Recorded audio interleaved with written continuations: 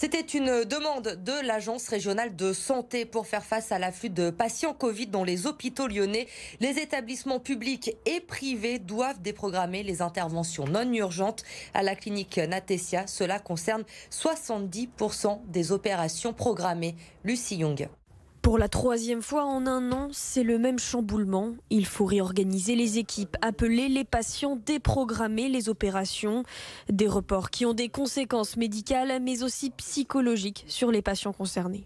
À côté de leur maladie, il y a une charge mentale du malade qui s'est préparé à se faire opérer depuis parfois des semaines et qui est annulé une fois, parfois deux fois, certains même 3 fois. Le problème, c'est cette incertitude pour le patient. On ne sait pas exactement, quand on lui dit on ne vous opère pas, quand est-ce qu'on va pouvoir le réopérer derrière. C'est pas évident. Des déprogrammations en masse, 70% des opérations reportées pour une semaine au moins.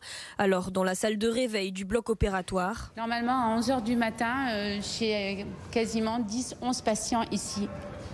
Tout est anormalement calme. Vraiment au ralenti, oui. Vraiment au ralenti.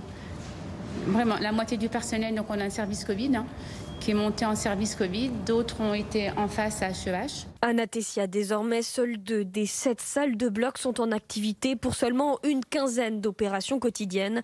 Pour les soignants, c'est un peu l'histoire qui se répète. Les profils de patients ne sont pas tout à fait les mêmes.